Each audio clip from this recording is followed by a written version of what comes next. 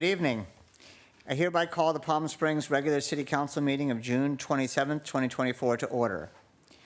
We'll next go to the Pledge of Allegiance. Dr. Terry Cutover, working with Police Chief Andy Mills, has brought the international program Do the Right Thing to the Palm Springs area. This program recognizes each month youth in our community who set an example. Students recognized in this program are leading the Pledge of Allegiance at our council meetings. Today, we welcome Amani Johnson, who just finished 4th grade at Cohia Elementary. Amani demonstrates all the pillars of character. In addition to having good character herself, she is a friend in class to model, befriend, encourage, and help others to solve problems. She is kind to herself and accepts when she does not know and is brave enough to ask for help or explanation. She likes to check in with the teacher to make sure she is doing as she's supposed to. She has a smile that makes others want to be her friend. She is also a talented drummer that performs in our community, including the Thursday night street fair. She has excellent manners in class, on the playground, in the cafeteria, and to all adults around her. Amani, would you like to come up and lead us?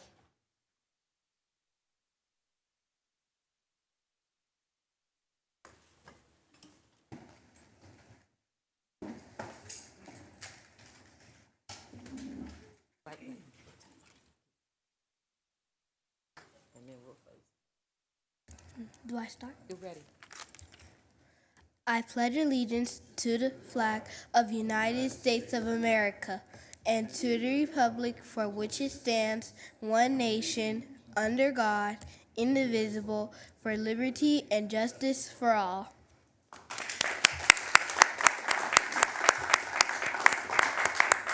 Thank you very much, Amani.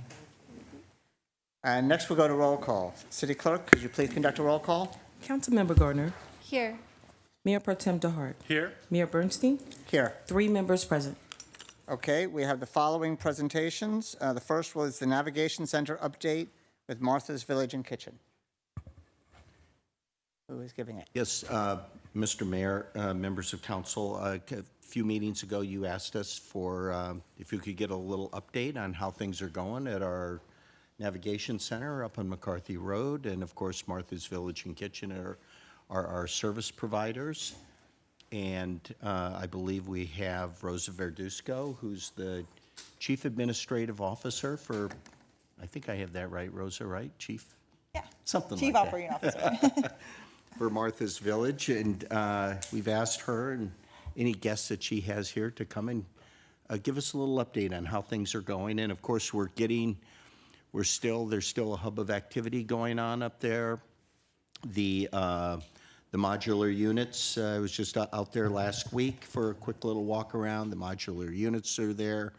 A lot of the landscaping is starting to go in, and it's starting to, come together. And we are still working towards an August, September opening of those 85 units, and that'll be an exciting day for all of us. So with that, I'll turn it over to Rosa. Hello, everybody. Good evening. As you guys know, our second phase of the project was opened up in March 4th. Since then, we have seen a total of 244 unduplicated clients come through our doors. There's been some placements, and in addition to that, we know that the Access Center, your guys' fiscal years, well, our fiscal year from July 1st to June 30th. So up to now, we have seen 1,081 unduplicated clients come in through the Access Center. So these are unduplicated clients who are in your city accessing, showers, meal, transportation, case management. So those are big numbers. The numbers for the overnight is exceptional for such a short period of time that we've been operational, but yet it already has seen some of the success.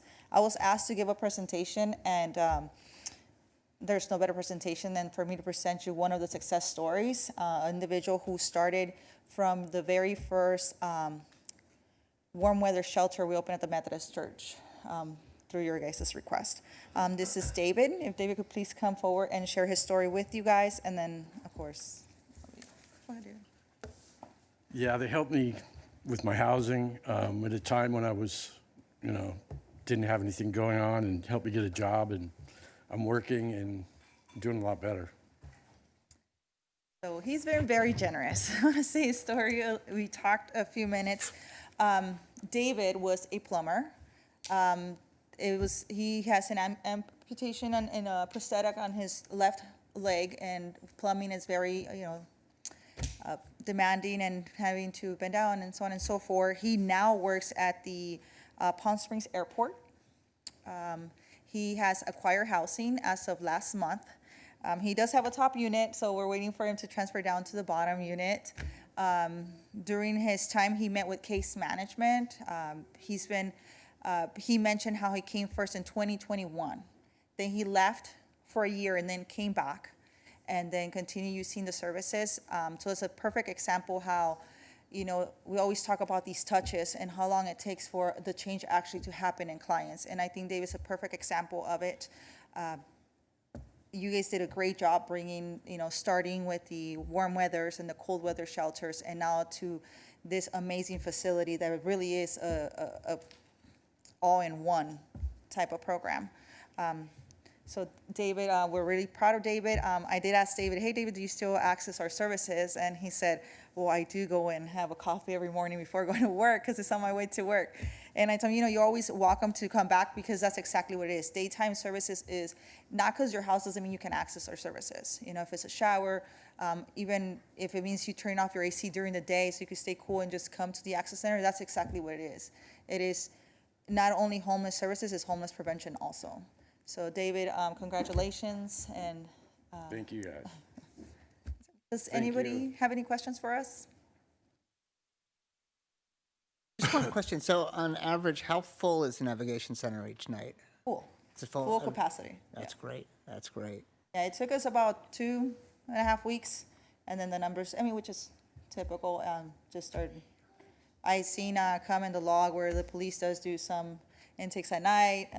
So that's good, but most of the time it's during the hours of operation.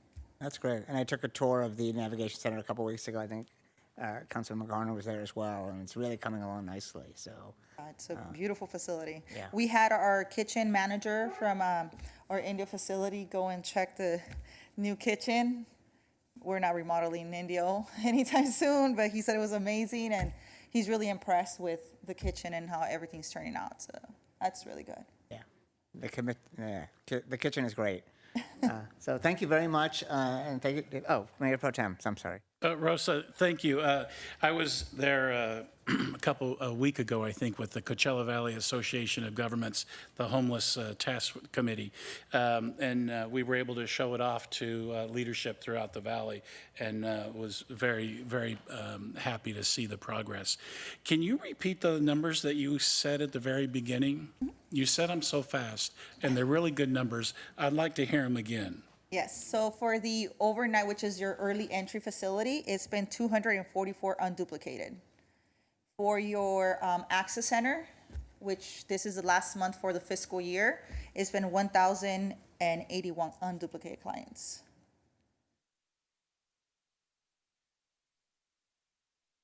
Excellent. Thank you. Okay, terrific. Thank you, Rosa. Thank you. David. Really appreciate it. Next, we have a presentation about the Palm Springs Art Museum Free Thursday Night Program.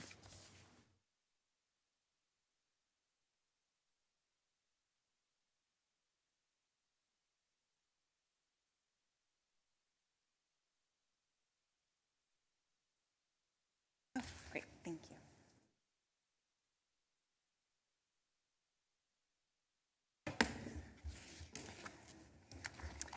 Thank you.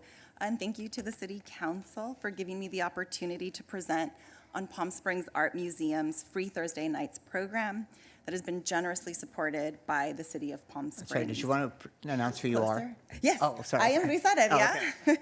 I am Luisa Devia, the museum's Chief Education and Community Engagement Officer, and my team is responsible for the programming of Free Thursday Nights and really for changing it into what it is now. Now, every Thursday night, the museum invites visitors to experience our space after hours from 5 to 8 p.m. On these nights, the museum is transformed into a more lively space with special musical performances, activities, and with an air of community spirit. If you haven't been, anyone here, I invite you to please join us on any Thursday night. Now, admission is free during this time, so these Thursdays are accessible to the residents of Palm Springs and the greater Palm Springs area. If you notice the time as well, it adds to the city's offerings on Thursday nights by coinciding with Village Fest and inviting people to come downtown. Now, the museum has offered free Thursday nights for the past 15 years or so. In its earlier iteration, visitors would explore the museum's exhibitions during that 5 to 8 p.m. time frame. In the past 2 years, and more so in the past year, we at the museum have dramatically increased our investment in this program and in how we serve the community through this program. And this falls in line with the increased support from the city of Palm Springs. So now you still get access to the exhibitions, but along with the exhibitions, we offer family-friendly activities like our gallery quests or gallery bingo. Here, what you see is our gallery quest. These are educational tools that take families all across the museum. We also make it a point to work with local creatives, vendors, community partners, and businesses. Each week, we showcase local DJs, musicians, or performers. It really is amazing to see how music can transform a space and make the space much more welcoming to anyone who is there visiting us. Now, you may recognize some of these names like DJ Tina Turntable or jazz performer Hope Diamond, but I also want to highlight that we extend our platform to emerging creatives as well. In this photo here, you see DJ Seabass in the brightly colored top. Now, his early on in his trajectory, Seabass performed at the museum, and he is now a successful DJ who performs all over the Coachella Valley. We've also provided our platform to local entrepreneurs who pop up at the museum, like Popping Off Pies or Lola's Cucina, or other vendors who vend things like plants or flowers, and in a recent event, tooth gems. Now, during our free Thursday nights, we also work with local community partners and local businesses. One notable partnership is with Palm Springs Black History Committee. We collaboratively organize events each Thursday in February for Black History Month. During these Thursday night programs, we showcase musical and literary performers, artists, scholars, and lots more. And of course, it adds to Black History Month events across the city. We also partner with the hospitality community, like Drift Hotel Palm Springs, not only bringing residents to the museum, but also bringing them downtown and encouraging them to visit local businesses. Now, this should give you a sense of all of the different kinds of activities that make up our free Thursday nights, and in ways that extend the museum's platform to established and emerging local creatives, entrepreneurs, and businesses. We not only see ourselves as aiding in the local economy by hiring locals to be a part of our Thursday nights, but also by extending the weight of the museum to them in their other endeavors, either locally or across the region or elsewhere. Not only that, but we understand that everyone we work with during these nights just brings so much to the museum. They really contribute to creating a vibrant community atmosphere that is accessible and welcoming to all our local residents. Now, if you are a local resident, you know our summers can be brutal. So in order to be accessible and welcoming, we also invest in our summer programming. Here are a couple of examples. We offer a film series called Cocktail Cinema through our partnership with Palm Springs Film Society. We show 4 films every summer around a theme. All of this is free admission. This year's theme is suburbia, and by the way, tonight we're playing Get Out, so if anyone wants to go check that out. We also just had our Juneteenth celebration last week, and we're continuing to grow our programming. This August, we're launching a summer jazz series during free Thursday nights. This kind of summer programming is reflective of our commitment and responsibility to our local residents, especially during the desert's hottest months. And these efforts have borne fruit. In FY24, we estimate that 53,000 people will have attended our free Thursday nights. That is a 56% increase in visitation from FY22 to FY24 since we began investing more heavily in the program. Now, our average Thursday night attendance has also steadily increased. This year, we serve on average 1,100 guests for each event. And then, of course, look at our attendance during our summer months from 2022 to 2023. Clearly, there is a desire for activities. We pride ourselves in having this community focus, in serving our local population at a time when they are looking for more amenities and, of course, in an air-conditioned space. Not only that, but by bringing people downtown where they can then support local businesses, then they can do that all year round. Additionally, Free Thursdays has made its mark in the media. The program has been featured in national media outlets like Condé Nast and the LA Times, as well as in local media outlets like the Desert Sun and Coachella Magazine.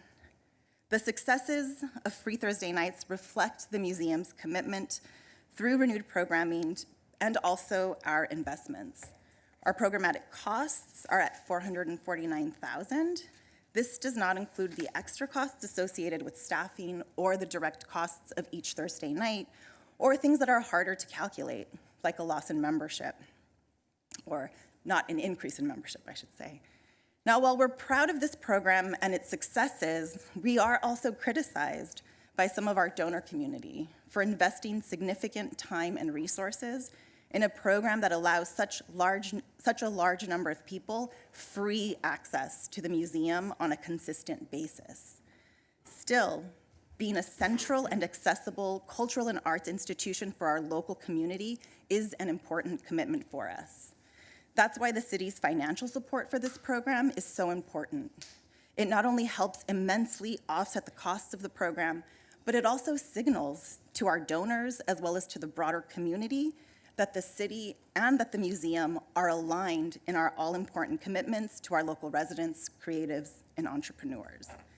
And we do our part to acknowledge the city and the city's support. So there are multiple ways in which we signal the city's support by displaying logos on our signage, our collateral, also in the virtual space. We have a nice little bit of information here. So we have a Free Thursday Nights webpage where the city is prominently acknowledged. This past year, we had slightly over 19,000 kind of hits to that page. So people are definitely getting eyes on that. We'll continue to recognize the city's support kind of in this manner.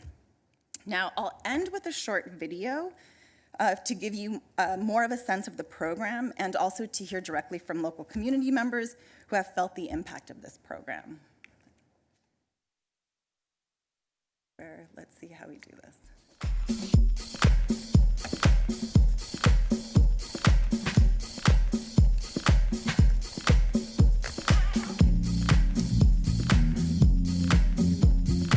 Thursday nights are always fun, and now they're even more fun because you get drinks and pizza and music, and I think everyone should come out.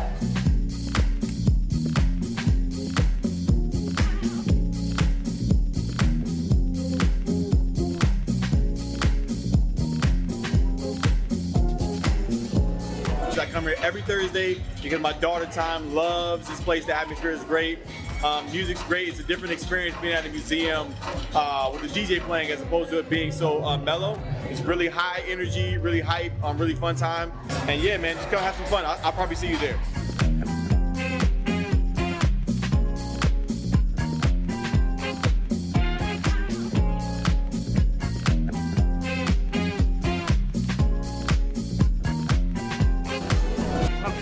A great spot where they have art and live music, just to come and chill around with your friends. I mean, it's just a nice place to chill.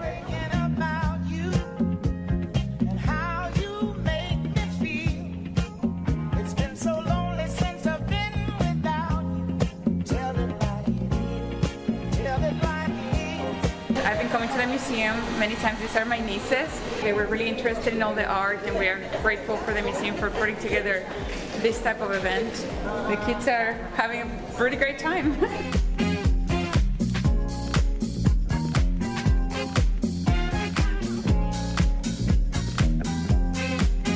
A lot of us that grew up here haven't been here since like elementary, so to see the DJs, but to see the art in here, I think it's just a one-of-a-kind experience.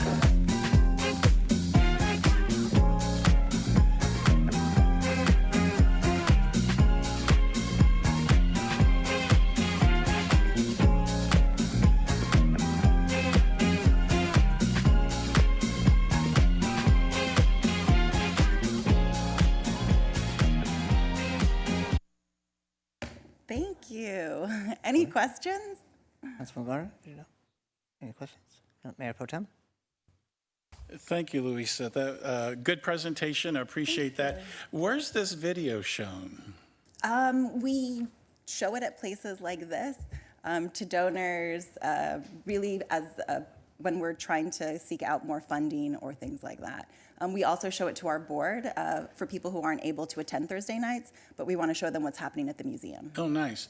Is it an effective tool? Are you getting donors to commit funding to Thursday nights? Thursday nights, is a tough one for us. Like I said, some portion of our donors really kind of question, the investment in a program kind of that is free and free for so many people on a consistent basis, right? Mm-hmm. They see this as something that takes away from our membership, for example, right? Why pursue a membership if I can just kind of go to the museum every Thursday night and kind of get that experience that I want? So that part has been quite challenging for us on that side. And as of now, really the city is the only contributor kind of to this program.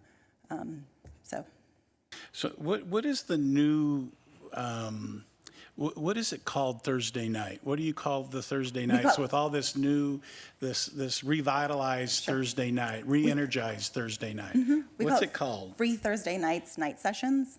Night sessions. Mm-hmm. So on page 11, can you tell me what that chart is again? Sure.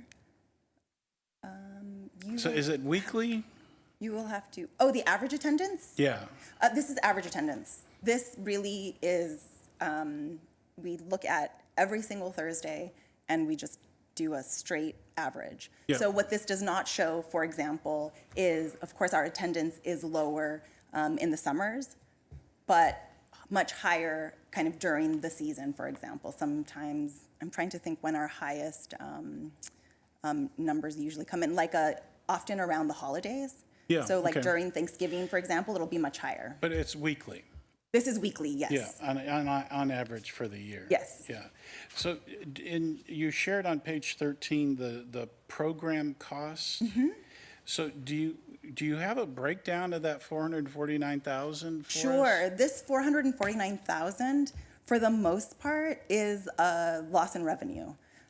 This is calculating at about 50,000, estimating about 50,000 people who would come during these nights, which we know we've surpassed already. Again, we just have the rest of the fiscal year to, or not the whole month of June that we need to include in there. But it's multiplying that by a lower cost of admission that we calculate slightly under $10. So it's just a financial model that our CFO put together to account for the loss in admissions. Mm-hmm. And then on top of this, there are the extra direct programming costs. So what we pay people for each single event, DJs or talent creatives that we kind of bring in for that. So that's not included in this. And then any extra staffing is also not included in this. Mm-hmm. But do we have those costs available? So Sure. we know what we're looking at? Absolutely. So on top of the 449,000, the direct program costs are somewhere around, this past year they were around 25,000. Next year we'll be bumping that up. We're estimating to bump that up to about 30,000. So that's just for each specific night and what we're paying talent and different folks to perform and stuff like that. 25,000 a week? Oh, no. Over the whole. Weekly, it's between $600 and $1,000. Oh, okay. All right. That's good. Mm-hmm. But that doesn't count security. That does not count security or, extra staffing costs are not included in that. And do you have a figure on That I don't have with me. what those kind of hard at this costs are moment. weekly? I do have them. I can look them up if you'd like. No, just if you could follow up, that would be Absolutely. appreciated. Mm-hmm. Excellent. Thank you. No, appreciate the time and the presentation. So thank you. Oh, thank you, Luisa. And I think this is terrific. I mean, this is Free Thursday has been going on for 26 years. And what has happened in the last few years in terms of bringing in the community and the diversity within our community of people who have lived here and have never seen it, I think it's terrific for them. It's exactly what this program is for. I think if somebody has not been on a Thursday night, you experience the museum in a whole new way, and it's different almost every week. It is. So, I mean, when it's Black History Month is one completely separate event, and then the summer, it's just a different one. It's nice to have cool places. It's very nice to have family-friendly places. We don't really have enough of those in Palm Springs, so I appreciate that. And I love how you're bringing in all types of arts into this. So it's not just the visual arts, but it's music and creative arts and other types of things. I've said this before that our small city has this incredible arts and culture community with now 4 museums and lots of live music and film festivals and theater and concert and vocal groups and symphonies, and the art museum is really part of the center of it. And in the center, and I know that your CFO and CEO come to a lot of the tourism meetings and understand how that relates to people who want to see what kind of arts we have.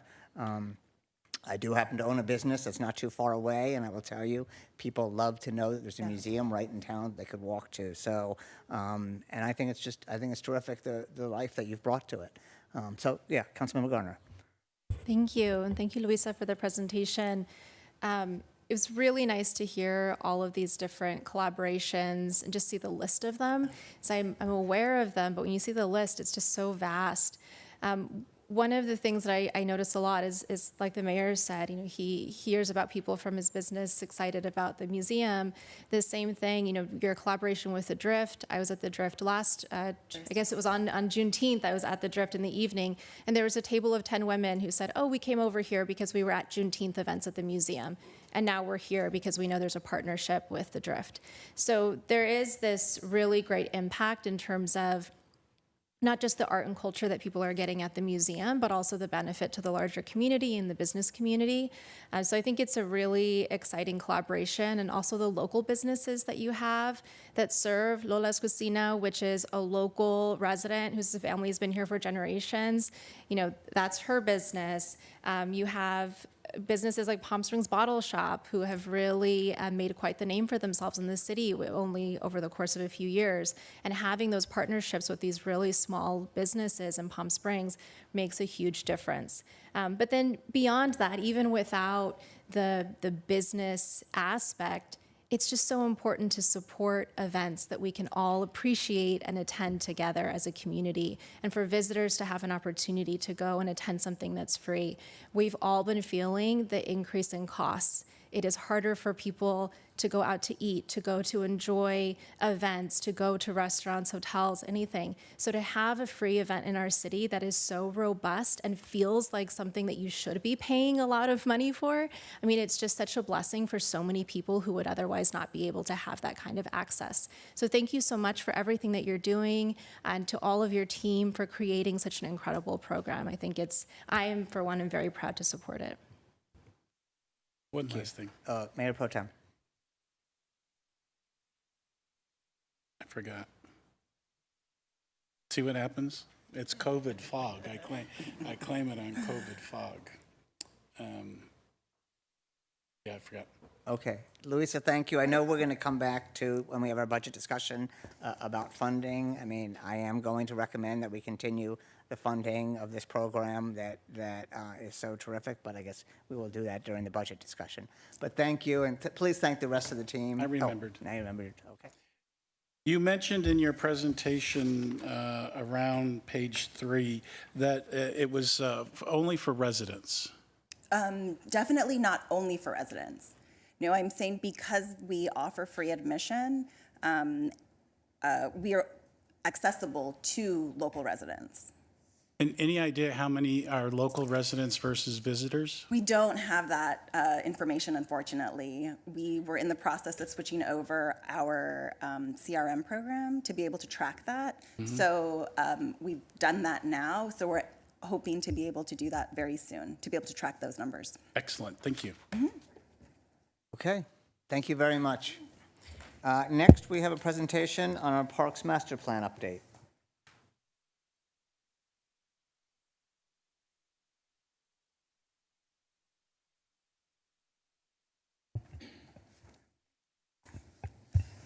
All All right, good evening, Mayor, Council. I'm Yvonne Wise, your Parks and Recreation Director, and tonight we are excited to provide you with an update on the status of our Parks Master Planning process.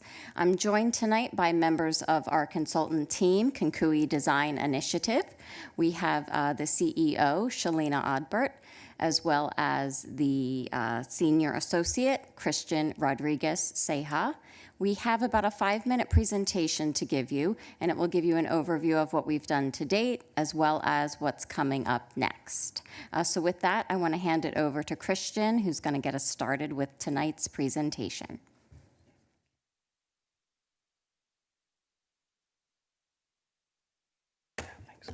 Thank you, Yvonne. Good evening, Mayor and Council. Like Yvonne said, I'm Christian Rodriguez Ceja, Senior Community Associate with Kinkui Design Initiative, and our CEO, Shalina, here with me for this presentation. Thanks for having us tonight. So we'll talk tonight a little bit about who our project team is and an overview of our work and some reflections that we have so far. KDI is the team that's leading the project, but we are supported by a group of highly experienced professionals who've done similar work in many other cities and in various parts of the country.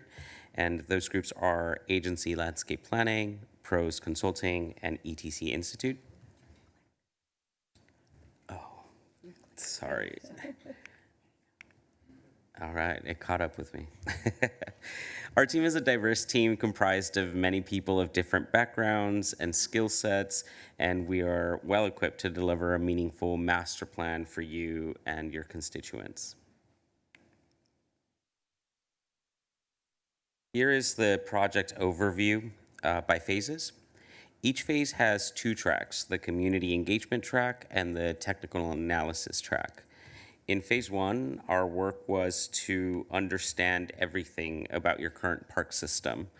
That included a thorough audit of all of your amenities and features, but also talking to those staff members making the park system work.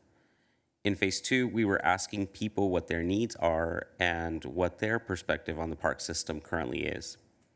In parallel, we launched a survey to capture statistically valid data, and our team started to work on understanding the technical and on-paper way that your parks function. We have taken the time to look at your policies, financial structures, and revenue, and now understand what makes your park system tick. In the third phase, we are using our learnings from the first 2 phases to look to the future and start creating a roadmap for your park system of the future. We've asked the community to also help us design the future parks of Palm Springs. We will be working on an action plan soon, and we will schedule a presentation of the draft to you in the fall. Here is the by number snapshot of our work. We've approximately engaged around 400 residents, both in the workshops and the focus group pop-up events, and have collected over 600 surveys to date. Among the things that we've done is this existing conditions analysis. It's where we looked at everything about the park system, where we inventoried every bench, every trash can, and we've incorporated it to, we've compared it, to surrounding cities to see how Palm Springs measures up. One interesting thing that came from this study was that only 34% of residents in Palm Springs live within a 10-minute walk distance from a park. It's data like this that will really give shape to the recommendations that we set for in front of you. And we are looking forward to share a draft of this report with you and the Parks Commission in July. We're almost at the end of our engagement process, and once we have a draft plan, we will start scheduling a large community event to share the draft with residents so that they also have the opportunity to weigh in whether we got it right. Here's a quick snapshot of those focus groups where we set out to ensure an equitable inclusion of various voices in our process. Our engagement strategy is centered on a core set of workshops and supporting set of out and about events. In the first workshop at Sunrise Park, we heard from a wide range of people. In Workshop 2 at James O. Jesse, we added to that group. And yesterday at Daymuth Community Center, we held our third workshop where we saw many familiar faces that have accompanied us through the process since the beginning.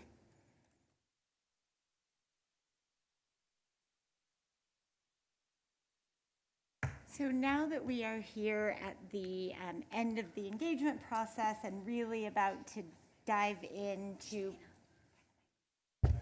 apologies. So now that we've come to the end of this first round of engagement, it's been really important for us to look back at our own work and say, did we hear from everyone that we wanted to hear from, everyone that we said we would hear from? Because what we promised you when we first met was that this would be an inclusive, robust engagement process that ensured that we heard from all of Palm Springs' very diverse communities, including those that have typically not been able to be a part of these processes. And so we did the last workshop last night, we did that analysis today, and we see a few groups, 6 or 7 to be exact, of people that we have heard from, but we don't feel like we've heard from them in the same ways that we've heard from other groups. So we've talked about that with Yvonne and team today, and we are going to do in the next 3 weeks, another round of really specific engagements to ensure that we get a bit more time with those groups that we feel have been a bit underrepresented in our turnout so far. That work should be done in the next few weeks. It won't delay the overall project phasing or process, and we're working together to get that underway. That will be the end of that engagement process and lead us right into the planning and drafting. And in that part of the process, we'll be coming to you and back to the community to really make sure that every step of the way we are hearing people right and we're putting their thoughts and ideas into action in ways that make sense to them. So that's where we are. We're happy to take any questions on the details or tell you more about any aspect that is of interest to you. Mayor Pro Tem. Hi, thank you. So the phase 5, what should we expect to see in that? Yes, phase 5 is the final plan. If I'm, let's just go to that slide.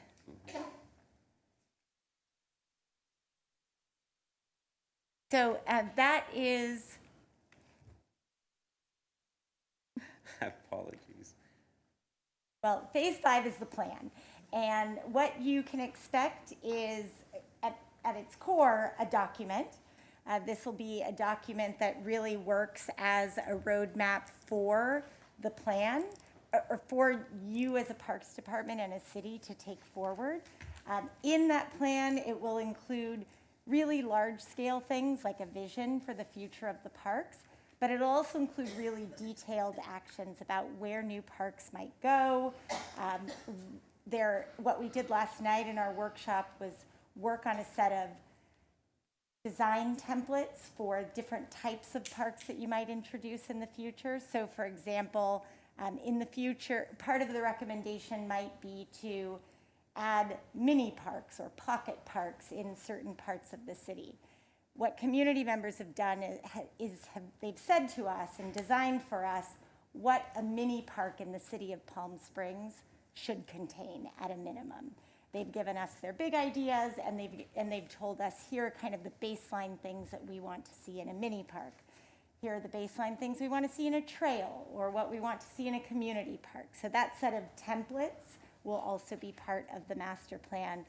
And then we also get into some of the more economic-based and programming-based elements of running a park system. We'll look at revenue, make suggestions about perhaps underutilized sources of revenue generation, give you examples and best practices from other cities like yours that maybe have had success with certain types of programs for you to consider.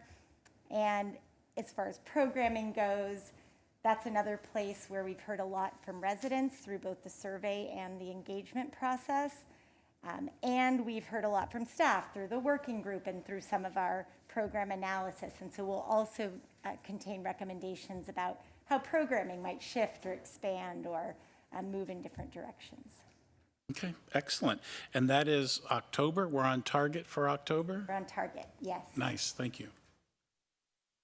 I have a question. I know you said that you're still trying to reach some other groups. Is there any groups that you think are just really difficult to reach? No, and I think that's the great news. I want to say and emphasize that we have had great participation. We really have. Nobody's turning us away. Everybody's willing to talk. The workshops have had great attendance. I know you've been able to be with us at some of them. And what has been great, as Christian mentioned, is we have had repeat customers. So we invited people at the beginning of this process to continue to show up and go with us through an entire process, to start with telling us about the park systems as they see it today and move with us all the way through to designing the future. And many people have done that. So the groups, or the subgroups that are on that list of folks we want to hear more from, I want to make clear we have heard from them. It's not that they haven't, we haven't been able to find them or meet with them at all. But if you were to think of it in terms of numbers, you might say, oh, well, we've heard from hundreds of people in this group and maybe only a dozen people in this group. And so we just kind of, what we want to be able to say to you is that we have left no stone unturned in not just hearing from a wide range of voices, but hearing from that range of voices in an equitable way so that it isn't kind of, and we've had one group that we've loved getting to know is the roller derby group. And they've been at, I think, every workshop. And so we don't want to over prioritize roller derby because they've been able to turn out everyone every time when just because we haven't taken the time to get to another group that maybe needs a little bit more effort on our part to reach them where we are. So that's kind of what we want to do with this last round is balance that out. So one of the suggestions I have is just, and I don't know how to do this, but there's a group of people who live here who don't use the parks that much, and they're usually very vocal about their thoughts about the parks, and it'd be kind of interesting to know why don't they? And these are people I know who may go hiking or may do other things, or they drive by the parks and they make comments about it. And it'd be interesting to know why don't they and what would they do to use that park. Yeah.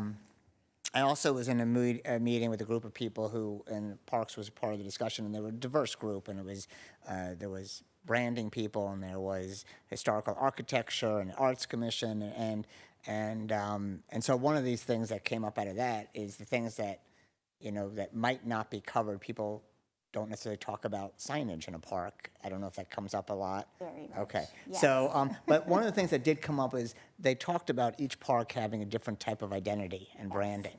And is that something that will be there? Absolutely. Okay.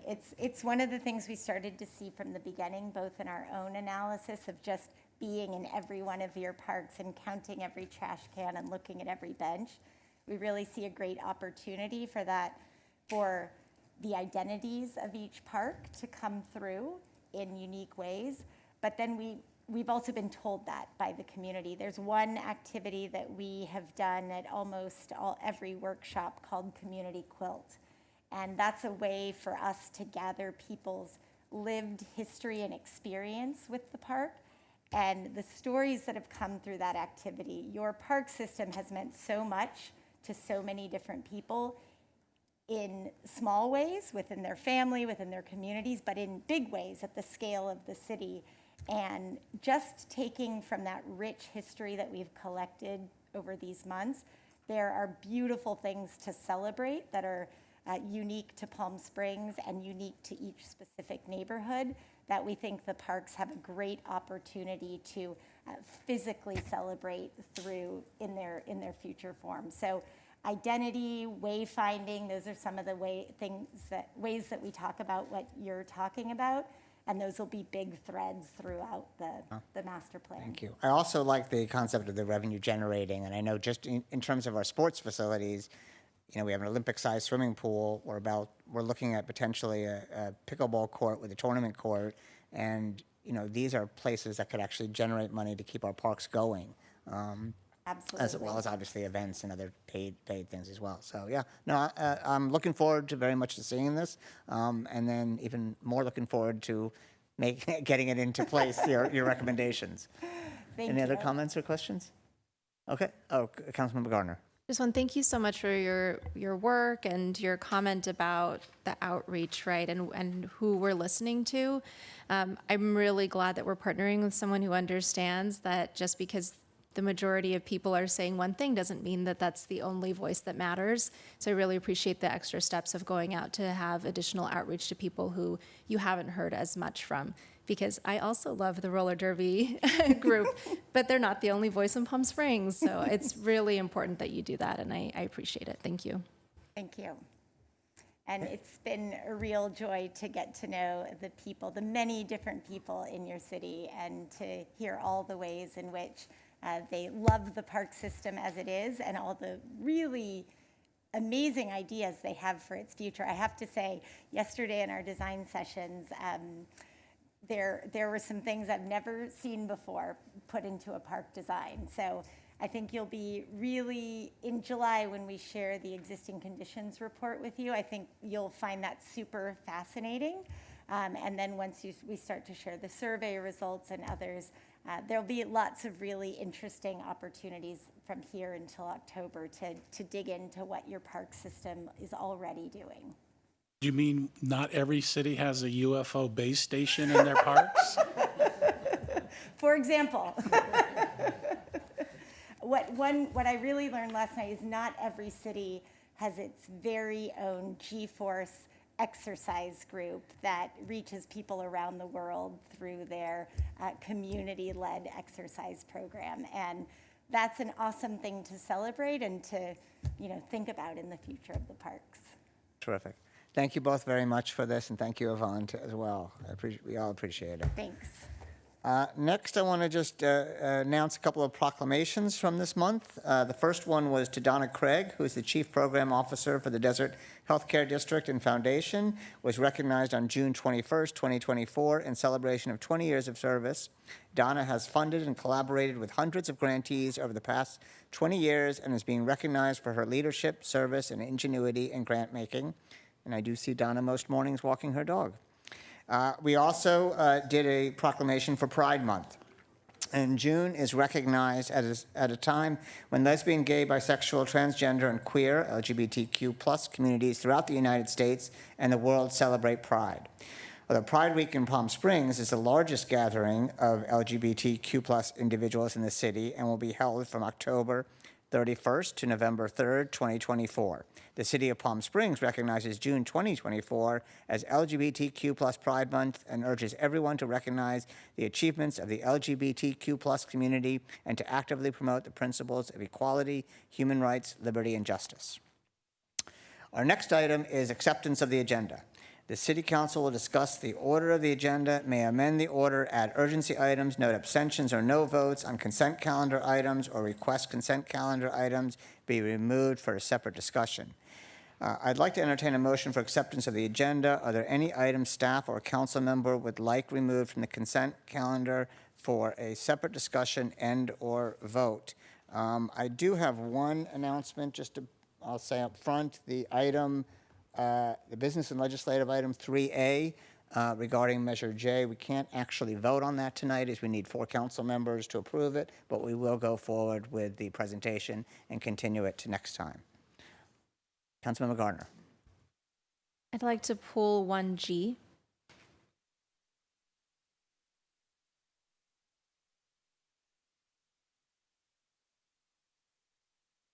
Anything else? I just have a comment on 1B. T1B, okay. Okay, we can take a vote. Whoops, I voted wrong one. I think my vote went incorrect. Can I get a second and a motion and a second? I'll make the please? motion. Mayor Pro Tem seconds.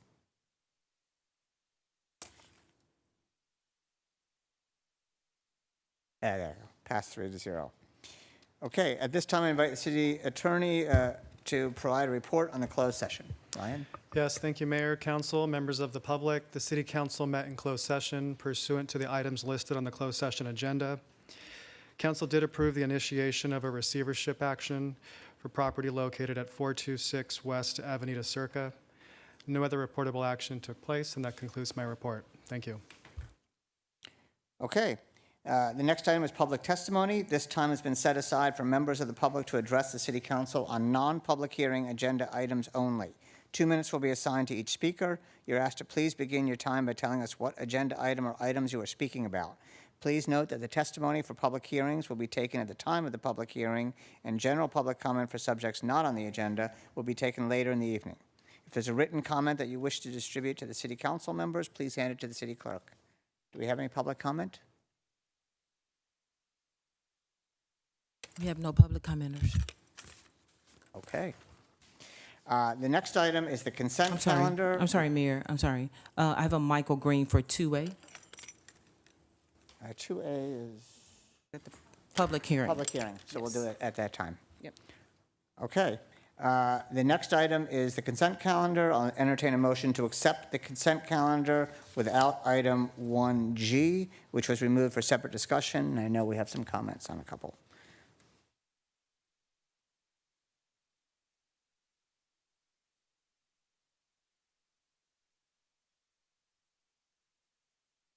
Okay, motion is made by myself and seconded by Mayor Pro Tem. Passes 3-0. The next item is item, oh, I'm sorry, we wanted to pull 1G. Did you want to report? No, I don't need to report. This is our annual levy of assessments for various street lighting and parkway maintenance districts. So this is something that we do every year.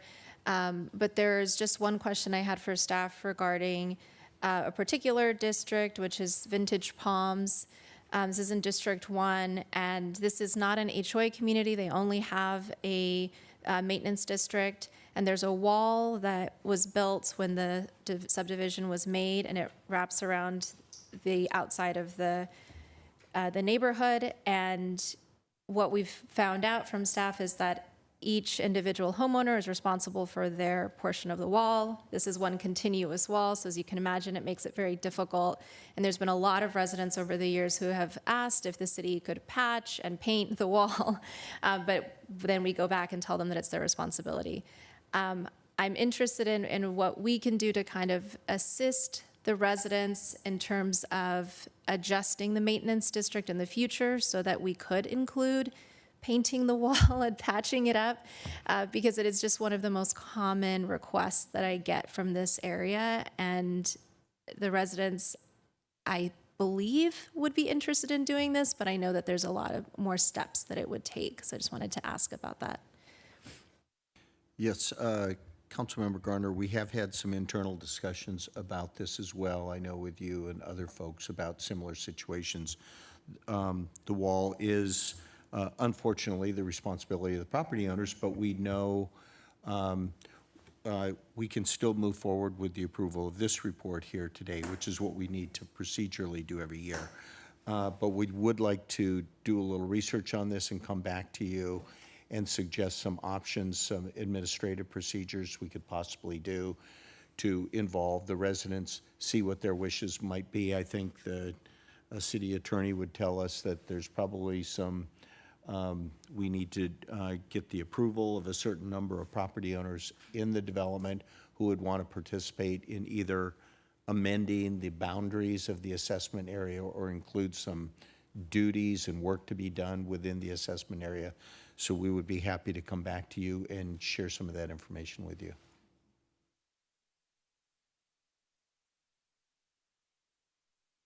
Hey, Scott, since it's an established district, is there any program that we have that the district could qualify, like the facade improvement program? Is there anything that's existing that they could take advantage of? Mr. Mayor Pro Tem, I'm not aware of anything. The facade improvement program would, of course, be for you know, typically it'd be for storefronts, Yeah. businesses, that sort of thing. This is just a, you know, it's a wall surrounding Yeah, kind of an something HOA. like that program. Yeah. If I can Our city volunteer engineer. one thing that might be appropriate, can be appropriate, the community-initiated projects for Measure J. Maybe the community can get together, organize themselves, submit an application, and then the wall could be evaluated and the money could be handed to them very quickly. So that would probably be a really fast way to do something Great idea. for that community. So, Thanks, Joel. sure. Thank you. Great idea, thank you. Any other questions or comments? Councilman Gardner, you want to make a motion? No, that was it. I just wanted to raise that for those residents.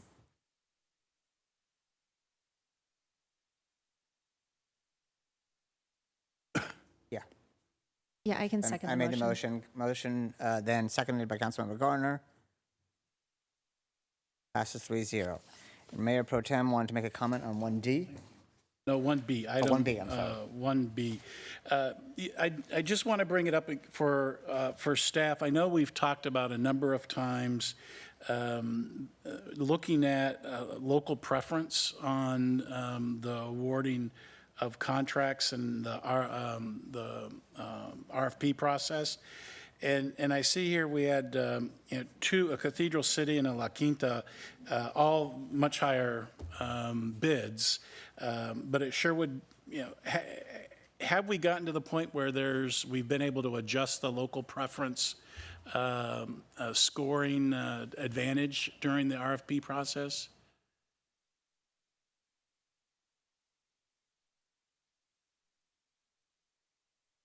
Poor Jeremy, you're in the hot pit. I'm in the cheap seats back here, so I gotta find my button.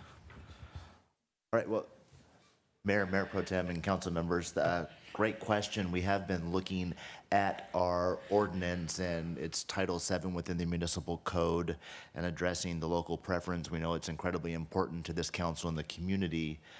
We are revising it now, and we have been consulting with legal to figure out the exact amount of local preference that we can offer, but it has not been solved as of yet, but it is something that will be coming back to the council for comment and approval.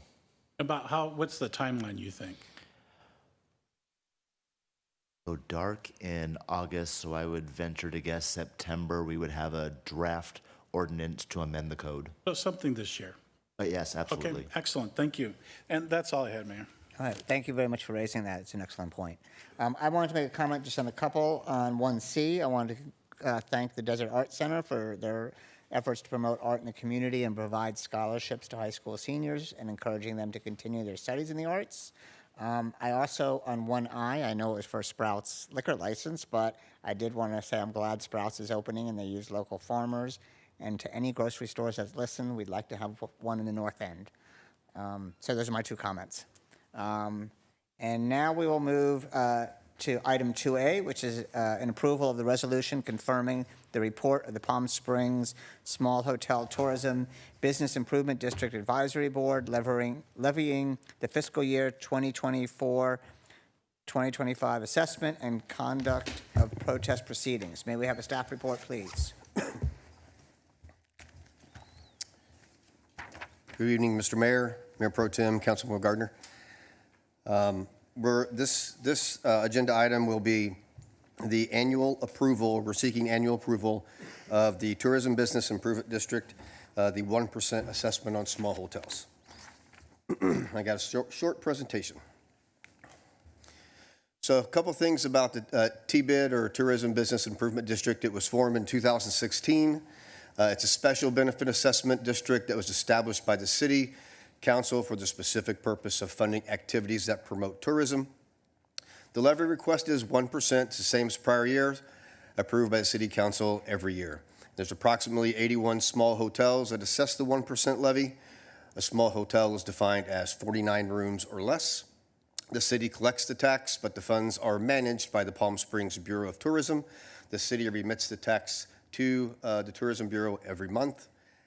The estimated collections for fiscal year 25 are estimated to be $850,000. The city collects a monthly admin fee, and that totals about $50,000 annually. Okay, terrific. Are there any questions for staff? Mayor Pro Tem. Hey, Chris, are you aware of any opposition from any of the businesses? No, I'm not. Haven't heard anything. In order for the assessment to not move forward, 50% of the hotels that contribute would have to protest, but we haven't heard anything. Beautiful. Thank you. Okay, at this time, I would like to open the public hearing. The public is invited to speak on this public hearing for up to 2 minutes. Our first speaker is Michael Green.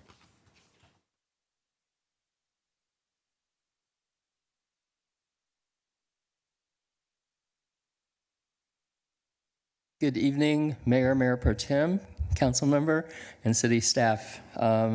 Tonight, you do have our renewal for our T-bid program in front of you. All of us, as you saw, many of us last night, those of you who were able to join us for our annual presentation of the research program that we did this year, we're very excited to have the T-bid renewed. 8 years ago, the city worked with us to create the opportunity for our 81 small hotels in Palm Springs to really take charge of our own marketing and really manage our destiny. And we're proud to say that in that time, we've been able to increase our occupancy and increase our average daily revenue. And that's good for us. It's also good for the city of Palm Springs. So we very much appreciate that, and we wholeheartedly hope that you will adopt the resolution. Any questions for me, just let me know. Okay, thank you. Is there any other public comment? No further commenters. Okay, the public hearing is now closed. Is there any discussion or additional questions from the council? Do you have, Councilmember Garner? I did attend a portion of the event that they held last night, and it was really impressive to see everything that you all do, the free offerings that you have for the hotels. Really hoping that more and more people take advantage of them. The videos that you have on your YouTube page are incredible, and we are so lucky in Palm Springs to have so many boutique hotels. It really is such a gem for us in our city. And I know I said this last night to some of you, I'm always bummed when I go somewhere else and there aren't any boutique hotels. It really is unique to our area, to Palm Springs specifically. So thank you for all that you do to bring that charm to our city. Yeah, I want to echo those comments. And I think I heard last night that they went from zero marketing of our small hotels to now close to $1 million. And I agree that our small, especially our small and local businesses, are the heart of our business community and are key to our brand. So I want to, this is a great program. I want to thank our small hotels for all the work they do. It's not always been easy, but I think you've seen the benefits of working together and having it for our whole city. So thank you. Any other comments or questions? Mayor Pro Tem. Hey, Chris, what are the annual city administrative costs, and how do we figure that? I believe it's written into the ordinance that that we get $37.50 per month, and what we do, we usually have a report that we collect that show our collections of T-bid every month that we submit along with our payment to the Bureau of Tourism. And so we're collecting that money because we do what though? What is because we prepare the report, we collect the funds and remit them into the Bureau of Tourism. Okay, we're communicating directly with the business owner. That's correct. We're a pass-through entity. Yeah, okay. And then that fee is set in the ordinance and it could change I believe it annually, is. I may have to come back with you on that. It is, okay, yeah, it is. Mm-hmm. It is, okay. And has it been at this rate for how long? Since I can remember, since I've been here.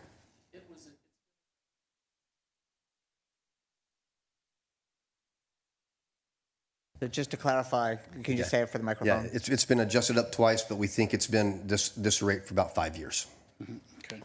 And did I hear Michael say that he would be supportive of an adjustment coming down the road?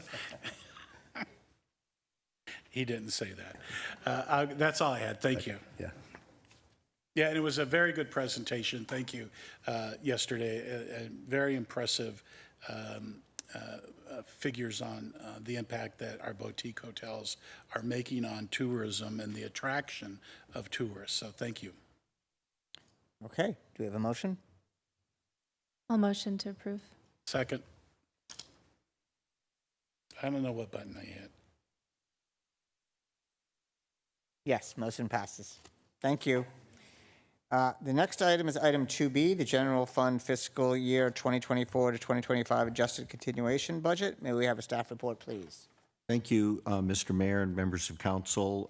Council members will remember 2 weeks ago, we gave a preliminary budget update report to the council, which included a review of our operating expenses and projected revenue.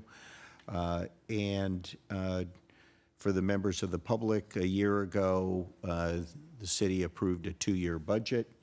And so this is just making some relatively minor modifications and changes to the second year of the 2-year budget, or as we call it, our continuation budget. And so with that, I know our finance director, Chris Mooney, gave a pretty comprehensive report 2 weeks ago, and we want, for the benefit of the public, we want to go over that report again as part of our public hearing today. So, thank you, Scott. Chris. My name is Chris Mooney, Director of Finance and Treasurer, and we'll have a presentation very similar to the one we did 2 weeks ago. I'll hit the high points.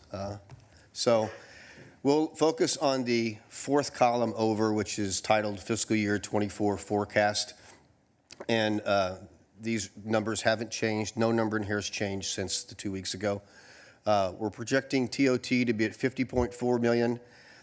Property taxes to be up a little bit by 34.4, and sales and use tax to be around 31.4 million. So that's down a little bit from last year. So we're we do know our sales tax that came in. I'll get to that in just a minute.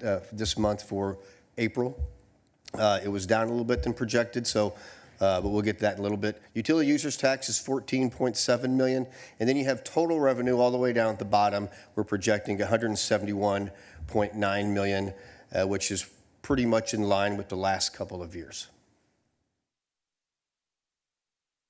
Here's the TOT trend for this year and last year. We're showing how we're doing compared to last year. We are in June right now. We are taking collections for the month of May. We're projecting that May and June will both come in around 4 million, and that's what it will take to get to our projected forecast of 50.4. We're taking collections for May TOT right now. Can't give you too much information that we're going to hit the 4 million. We're seeing some large hotels come in above what they did last year. We're seeing some large hotels come in below what they did last year. So we're still kind of waiting till the middle of next week to see if we can hit that 4 million, but that's what it's going to take to get to the 50 million mark. Sales tax, very similar. We need to collect 3 more months in the forecast. We're trending very close to where we were at last year. We did get April sales, which we collect in June. We did get that, and that came in about 2.9 million, a little bit under what we projected at 3.05. So we still feel comfortable with the number we have in the forecast. We have 2 months left to collect, and if we hit the 2 months, we'll meet that 31.3. Here's the expense side of our forecast. We're looking at total expenses of $182.2 million. That's up from last year at 168, largely up because of salary and benefits, merit increases, additional hires, gets us to about $5 million over last year. Of course, the Plaza Theater contribution of $13 million. And then if we look down at grant revenue, it's quite large at 18.3, and that includes the $16 million of home key grants that we are using for the Navigation Center construction. And last meeting, Mayor Pro Tem had asked for a comparison of the revised budget to our forecast, and so we added that slide in here. It's not in the staff report. It is in the PowerPoint presentation. And so we're looking at total revenues. It's much of the same story as we've been saying. Total revenues at 171.9 in the forecast. We budgeted 178. Largely, the budget largely we're down from the budget because of UUT, which we've talked about before. We have incorrect consultant information. And then on the expense side, we're down also to the budget, which is good, largely due to a few things. In the budget, we projected the navigation center to be complete, so we had all of the cost of construction there. We're pushing about $3 million into fiscal year 25. We're also pushing about $3 million of professional services to 25, which I'll get to that when we talk about the adjusted budget. Savings in contractual services or professional services. We had $1 million more in vacancy savings, so that helped on the salary benefit line than what we budgeted. And then we had $1 million savings in materials and supplies. Here is where we are going to, this is what we're really voting on tonight. So it's the revised budget compared to the adopted budget. We've made some changes to be more in line with what we're seeing happening these days. So property tax at $34.6 million. We're going to increase that by $3 million. On the sales tax line, we're going to bring it down from the budget about $3 million to be more in line with what we're seeing right now. Of course, the UUT number we need to bring down to be more in line with the last couple of years. The cannabis tax, we're decreasing by $1.5 million because we decreased the tax rate from 10% to 5%. And then we're adding in $5 million. We're reducing internal service fund charges to those funds that charge the departments to be more in line with what those funds actually pay for. And then on the expense side, no changes here from 2 weeks ago. Again, most of these changes here are just lowering the 24 budget and increasing the 25 budget so that there's no change in the 2-year budget for those particular items. So we have things like the zoning code update, the housing element, the parks master plan, the fire department earthquake warning system. Those are just examples of things that we budgeted for in 24, didn't quite get to those items, so we're lowering the 24 budget. We're going to get to them in 25, so we're increasing the budget for those items.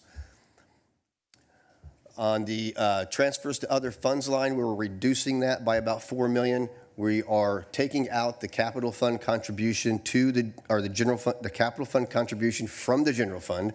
That's about $2 million. And we're also eliminating some of the subsidies we have to some of our funds that were showing losses. So, for example, the golf course was showing a loss. We eliminated that subsidy. That's just an example of one thing. The golf course looks like it's doing pretty well, so we don't need to subsidize that loss. And then on the grant line down below, $10.6 million is what we're showing our revised budget. That's up from last year, or from our adopted budget at 5.8. Most of that increase is the police department's retail theft grant. That's about $4.5 million.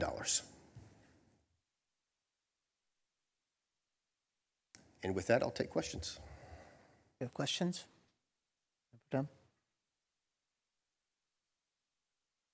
Mayor Pro Tem.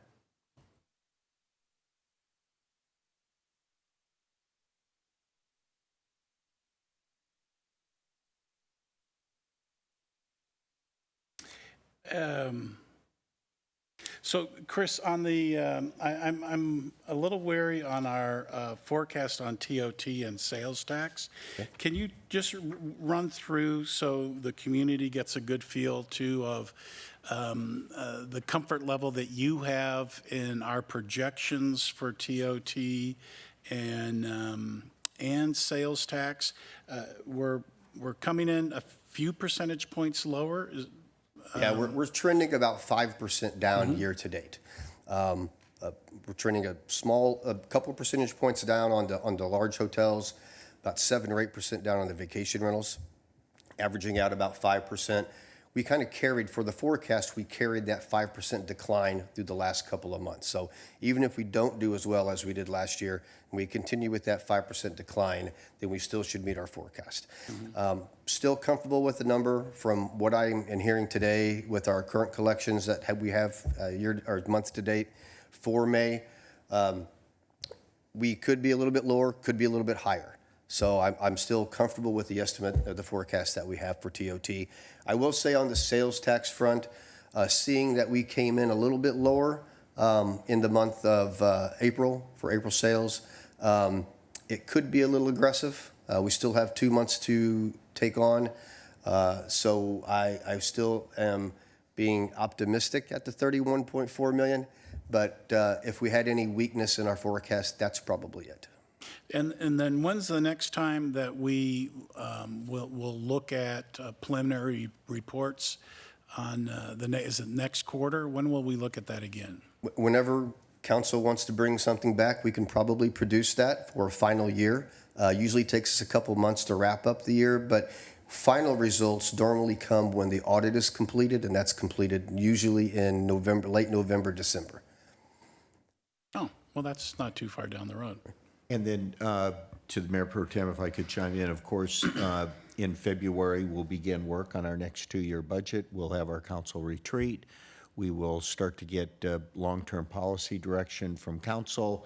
We'll do a pretty substantial visioning session of projected revenues for the next two-year budget as well. So there's a couple big inflection points coming up. Yeah, okay. And then Chris, I think this is taken care of, but I'm not 100% sure, and I just want to make sure I bring it up. So are we rolling over, is the rollover of the Community Development Council District discretionary funds, is that rolling over for the next year's budget? It's currently not in the forecast or the budget. If council wants to direct staff to do that, we could certainly do that. So the question is the unused funds that are remaining in the discretionary budget, to go ahead and just roll them over to next year so it can continue to be used. So that's what I would propose. Do you know how much that is? It's approximately, right now it's about 50,000 total for all 5 districts. So, and if I could just add, so, you know, we're not talking about a significant amount of money. I think each council office gets about $15,000 in discretionary funding, I think.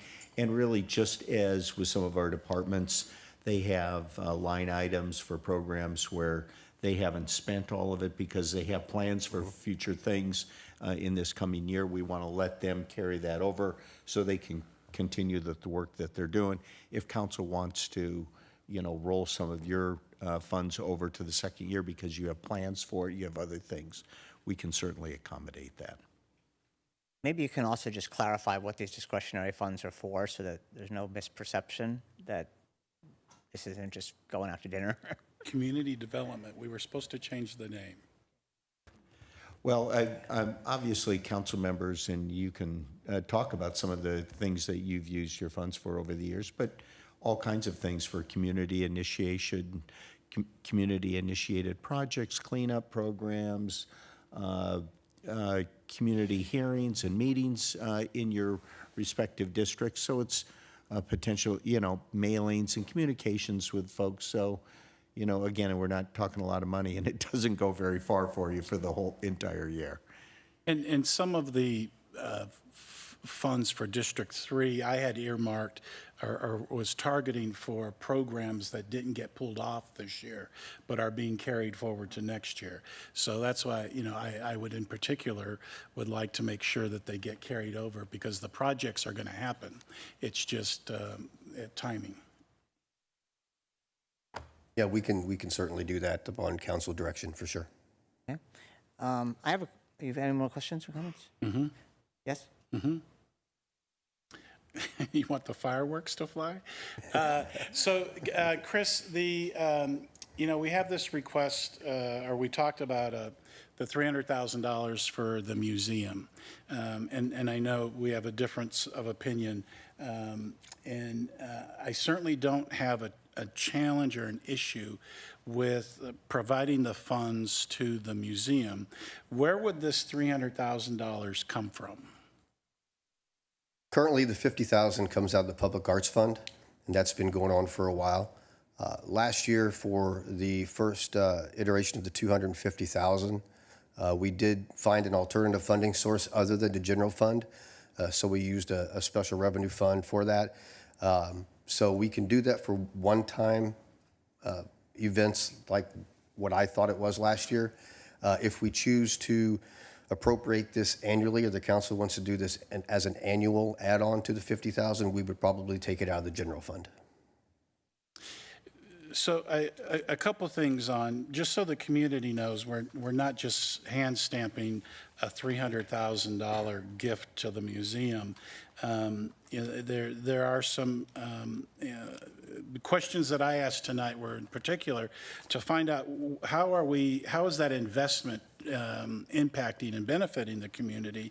And, we certainly learned that the community programming has made a significant difference for the museum. And I think, based on the numbers that they gave us, it's not necessarily an attendance increase, because if you look at it, we invested $300,000 last year to increase attendance 100 people per week. That's a lot of money. It's $62 per person that came into the museum on the increase in attendance week over week. And that's using the museum's figures that they presented to us tonight. So and we're looking at the community programming that's going on.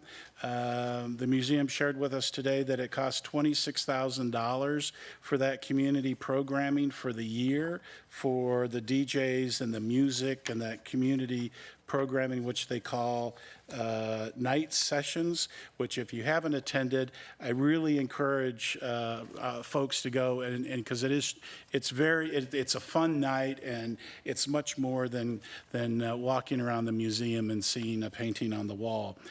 It's a complete experience. So I'm looking at the total investment that we're making, and we're making $300,000 investment. And my understanding is, of that $300,000 last year, about $25,000 of it went to benefits to the city that I would not like to see included in this $300,000 figure. I would like to see true arts monies being devoted to community development activities, and what was included last year included the Arts Gala for the museum, and I think that's $1,000 person, and we have 10 tickets to that. I would like to see that expense somewhere else, but not included in what we're assuming is funding of the arts on Thursday night, because that really isn't funding Thursday night. And my understanding is some of the other benefits that we have from the city, like the city being listed as a corporate sponsor member, if there's really a cost being assigned to that, I don't know that that should really be included in this $300,000 figure. So I'm sharing to our council members that my suggestion would be to back out of the $300,000 projection, back out that $25,000 in non-arts related funding, and award the museum or come up with a contract, an agreement for the next year of $275,000, and change our agreement, because I think we've learned our lesson a couple times. Instead of paying out $300,000 immediately, that we pay it out every quarter or 3 times a year, but not to release $300,000 in funds immediately for something that we don't have any control over. So I would like to add that to the scope of work if council is going to approve the allocation of funds coming out of the general fund, right? We're going to pull it out of the general fund. Correct. And along that, we hadn't planned on this in the budget, so that's why we got to pull it out of the general fund. The other one is that, I know we have received a request from Desert X for funding in our grants and sponsorships. And I don't feel that that request belongs in grants and sponsorships. I think we should have another line item for large programs like the museum, the film festival, and other activities that we are investing large dollars for economic reasons and just for the benefit of the community, that those appear and another line item, and maybe we work on that for the next year's budget. But I'd like to ask council to support, since we're pulling money out of the general fund, and I'm not one to spend money willy-nilly, but I think it's important that we start looking at that relationship with Desert X and set aside $75,000 that we can work on an agreement with Desert X starting this year and into next year that can help focus on specific artwork for the city of Palm Springs that is specifically human rights oriented. Maybe the educational programs in the schools can definitely have a human rights focus to it, and definitely not awarded out of, I don't want to hurt the grants and scholarship monies or sponsorship monies, because it's a big tab and I don't think it belongs there. So I throw that out for council members to weigh in their piece and see where we might land. Okay. Well, I'll address that. I absolutely, I mean, we haven't really, the grants and sponsorships is not something which council determines, just for the public's clarification. There's a committee of staff that does it, but I absolutely think that's a great idea. Take it out and put it into a separate line item and work on a separate program. So obviously we got to talk to them at some point and see what that would entail, but I think that's really at a later date after we have that discussion with them, but I think it's a great idea. I do also, just to address some of the things you raised, and I have one more question for Chris. That's fine to push the discretionary funds forward. That makes sense. If you had a program that you were trying to do this year that you couldn't do, that didn't happen. So I support that. I do think, with the museum, just to clarify, is that this was a program that we asked them to do back in 1998, and we gave them, I think, started at $25,000. And then up in 2008, it went up to 50. So I would support the full 300,000 with the 50,000 out of the public arts. Is there any more money out of public arts that's available? I don't know how big that fund is. No, I think a lot of it's being used between in the 2-year budget. Okay, so I would support it. I think it is a great community thing. I think if you think it makes sense from a financial point of view to pay it out over quarterly, that seems like a good idea to me. If it's that's how they're incurring the expense, and if we can keep it going, that would be great. But I think it should be annual until we decide to stop the program. And we may decide to stop it, or they may decide to stop free Thursday nights if their board doesn't like it. I'm sorry, Louisa isn't here to ask any more questions. So, but I would support doing that. And then I had one other question just on the budget, which is totally off this, but on the cannabis tax.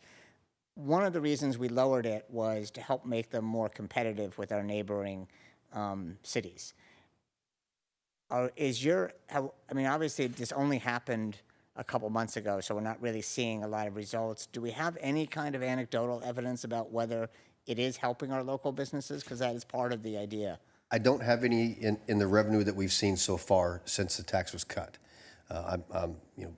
Veronica Getter would probably have other information, but just from the revenue standpoint, we're not seeing essentially an increase in volume, I think is what you're going for. That would help that revenue grow up, the 50% tax cut. Yeah. It's probably very hard to see too, because we saw our everything is going down a little bit this year. So we'd have to really see how we're doing relative maybe to other cities. I don't know exactly how to do this, but it might be something to look at, because this was a reason why we did it. Wasn't just to lower the tax, but to actually help our local businesses.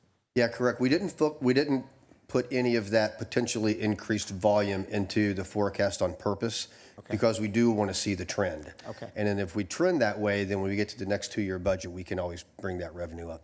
Okay, would be a good thing to look at. But can I share on that? Yeah. I think, Mr. Mayor, I think the what we're seeing with the retail and the cannabis side is just as we're seeing with visitors coming into town across the board, there's a slowdown, and they certainly have a boost in business when our visitor numbers are up. Yeah. So. Yeah. No, I think that's great, and hopefully this does help offset any natural declines in visitors or whatever, because we want to help our businesses. So, and I'm not saying we shouldn't do it. I'm just, it's an interesting thing to look at over time, since we just changed it. Other than that, I agree with Mayor Pro Tem. I think, May and June, from what I'm hearing and seeing myself, will be softer than maybe forecast. But I think we just keep an eye on it. I also just want to, I know we're going to get onto the Measure J next, but just to point out that Measure J is not part of this. It is an additional $22 million. That's correct. It is, we account for it in its own separate fund, transparency reasons for one reason. But yes, it is in addition. So in the operating revenue you see of 172 million there, that 22 of general use Measure J tax is added on to that. Okay, okay. So In the audit, we show it separate in the audit as well, but we have one line in the audit that says it's, basically the general fund. Right. So it's more than 10% of what our general fund Correct. is. So, okay. Well, this is terrific, Chris, and I thank you. So I think we have a couple things that we wanted to put onto this. One is, Mr. Mayor, we're still technically in a public hearing. My bad. Disregard my questions. Thank you, Mayor, Councilman Bergona. At this time, I'd like to open the public hearing. The public is invited to speak on this public hearing for up to 2 minutes. Do we have any comments? We have no public commenters. Okay. Thank you, Mayor. The public hearing is now closed. Is there any discussion or additional questions from council? Thank you, Mayor, Councilman. Thank you. In terms of the discretionary fund rollover, I don't have a problem with that. I would ask, though, if, as council members, we could get quarterly updates about what's in the account for each of us, because that is information that's not regularly provided, and it would be helpful, I think, Absolutely. in terms of planning what can be done with the money. And for the public, again, this is also ways for us to attend community events as well.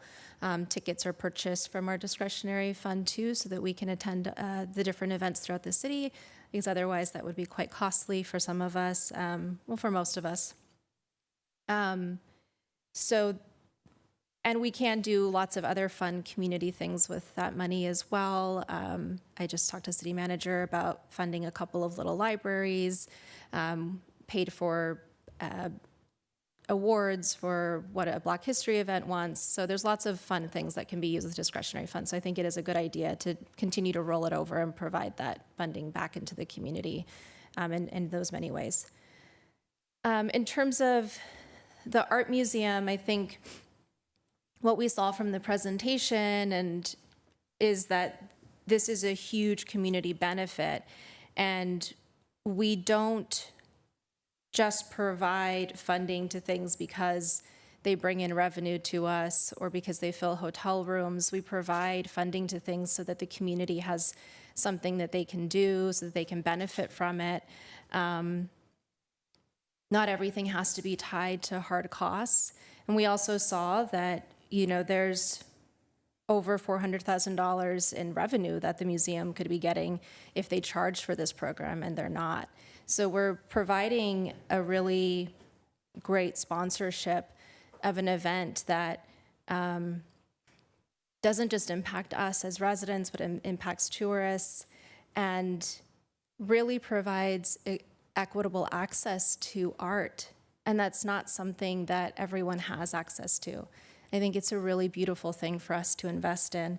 I also think it's important for us to be able to provide immediate full funding for programs where we have partners that we know and are trusted, because that allows them to have the flexibility in how they're spending this money. And we don't give out our funding by month or by quarter. In general, as a practice, we usually give out these larger amounts. We do that for lots of events in our city where we provide organizations these funds that then they use throughout their year or throughout their programming time. And I think it is important for us to make sure that we are in good relationship, that those organizations are accountable. The Art Museum has been here for a very, very long time. And we do have a positive working relationship with them. I don't think that they're people that we need to give small funds to quarter by quarter. I do think it would be great to remove events from grants and sponsorships where we want to give larger sums on an ongoing basis. I think that makes perfect sense. But again, I don't think that we should be dictating what those organizations do with the funding that we're providing them. They are often coming to us and asking us for this funding because they have this vision that they're asking us to provide funding for. I think when we get too involved in the details of what the organizations do and how they spend the money that we're providing them, it makes it much harder for the organizations to do what they're doing in the first place. It becomes more of this bureaucratic thing instead of providing the funding in a way that, again, allows the organization to really shine and to provide this wonderful community service that all of these different arts programs that were mentioned today do. Otherwise, I appreciate this 2-year process, and I look forward to the next one. More discussion? Yeah, just for clarity, Mr. Mayor, you said the program's been going on for 20 years, and it has, and the original intent was to fund Thursday night, free Thursday nights. What has grown significantly is the programming that it's occurring on Thursday nights. And that cost and the programming was not something that the city intended to fund 20 years ago. And I have no problem funding the program of Thursday nights, but I'm just wanting to look at, it's a big chunk of money. It's just a little less than what we fund the Film Commission, and the Film Commission generates billions of impressions and exposure for the city of Palm Springs worldwide. So it's a big chunk of money. I'm just asking, let's look at the funding and what's coming back to the city, and reporting on number of residents versus visitors, I think would be very, very helpful. In the hospitality meeting earlier today or yesterday, I think, there was interest that funding this type of program with the museum would have a much greater impact on a Wednesday night per se than continuing to do it on Thursday night when we already have a built-in large audience coming in for Village Fest. And I think they raise a good point. You can still create a program for the community and offer access to the arts, but do it at a time where the rest of our retail and restaurant community can have a greater benefit on another night. So that's just something that we can continue to look at in the future. And I certainly hear Councilmember Garner's feeling on the funding outright. We've learned just recently a lesson that when we do that, we have no control. We heard from the presentation that the board is not pleased with this Thursday night activity and how much funding it loses. So if we do, the agreement is to give $300,000 cash up front. I think we need to have a clawback provision in that contract that if for any reason the program is ended, that there's a prorated rebate back to the city for unused funds. Based off of a weekly projection of $300,000 by 48 weeks. But no disagreement on the impact to the community. I think it's significant. It's just a big dollar amount that I want to make sure we're being very careful with. Thank you. Councilmember Garner? Can I just provide some clarification? What Louisa said was that they had a harder time getting donors to donate for Thursday night. not that the board was against it. Well, We that's have, not- that's we don't not have true. comments about the board. She No comments were commented- provided. She commented that the board was not pleased that so much attendance and lost revenue is occurring. So that's exactly what she said tonight in her comment. So I think that's something very important for us to realize, that that their board is looking at it from a bottom line dollar standpoint also. Yeah, so just a couple comments now. Councilmember Garner, thank you for correcting me earlier. I actually want to say one thing, I agree we shouldn't be telling organizations what to do. The only thing with this is we are funding a free Thursday night program. So I think that in this case, that is appropriate. We're not saying what they have to do as part of that, but we are giving them $300,000 to provide a year-round free Thursday night program. And that's really, I think that addresses your concerns. I mean, the Art Museum is not a small organization. This is an ongoing relationship. It also addresses the concerns that if we only pay quarterly, which I had first suggested, we don't want them to end it after the first quarter. We want this program to continue. This is to our benefit of our residents and our community. So I would go back now based on that we should fund it for the year. I think we should, it's for the free Thursday night program, and so that's what we are funding for. We're not going to go into what differences we go. I think it's, what specifics make up that program. I think they have proved themselves great. I did also, I was in that same hospitality meeting, I got a call afterwards that somebody had polled everybody and they were sort of split on whether it was a Wednesday or Thursday. So I don't think, again, we should be dictating. I think it works out well. I think if there's little things to help promote, that's fine. They filled out a grants and sponsorships for this, which they had not done in the past, and so that's why there was some confusion on what they should put into the scope of work. So they end up giving the city tickets to their gala as a benefit that's separate really from the program. I know they put it in their scope, but I think from what I have been told by the director, they want the city staff and council to be there to interact with their donors and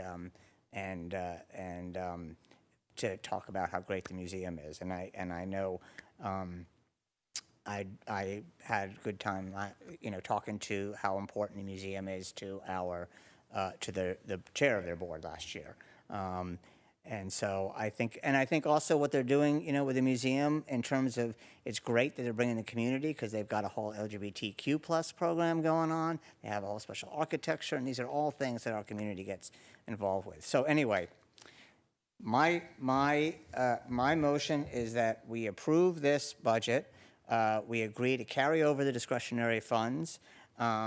We agree to funding the Free Museum on an annual basis of $300,000 until such time as council decides to take that back, pay it up front, and then we look separately at the Desert X separate line item after we talk to them as well. And that is really, we'll have to just handle once we talk to them.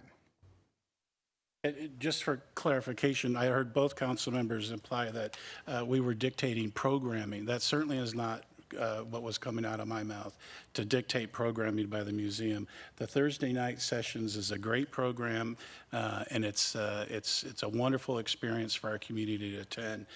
But it is not something, I'm not dictating to them what to do, and that was never my intention if that's what was heard. And we're talking about Thursday night, not the LGBTQ programming of the museum. But I understand it. I'm one vote of two, so. Okay, and just to clarify, the LGBT programming is there while the community goes in. That's what I was trying to refer to. So it's part of the museum's ongoing programming. So our community members get exposed to that. Yes, Just Chris. clarity on that. On the Desert X, you want us to add that $25,000 to the budget? Is that part of your motion? He had said 75,000 is what your 75? recommendation was? Yeah.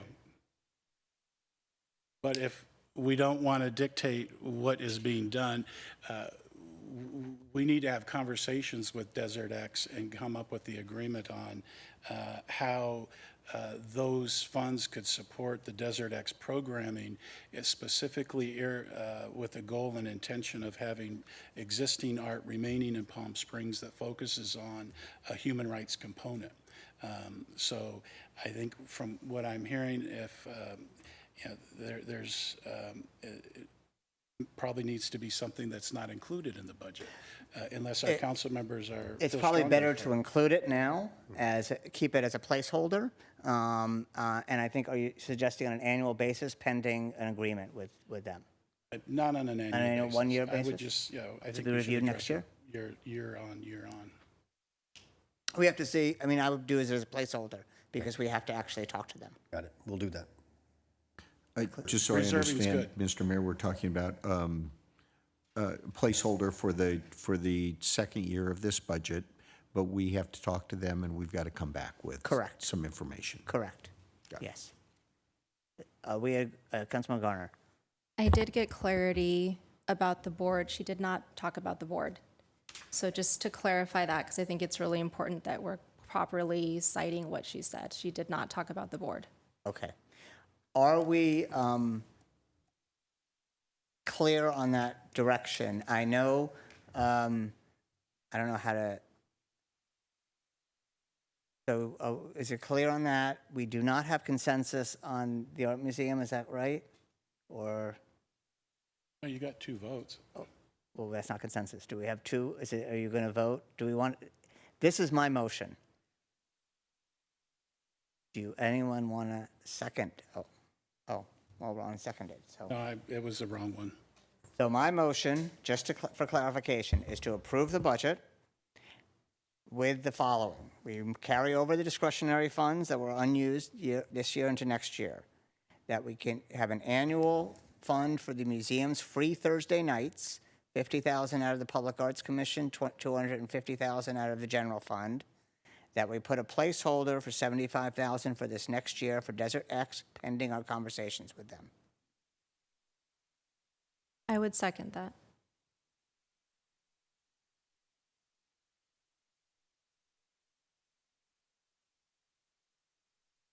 Okay?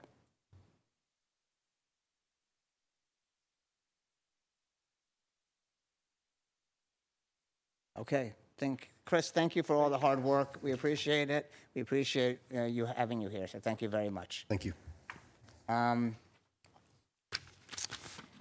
next item on the agenda is item 3A, which is approval of a resolutions to take place on Measure J on the November 5th, 2024 general municipal election ballot to extend the term of Measure J, adopting resolutions regarding updates to the sales tax ordinance, to consolidate the general municipal election with the statewide general election, and to set the deadline and rules for primary arguments and rebuttal arguments regarding the measure.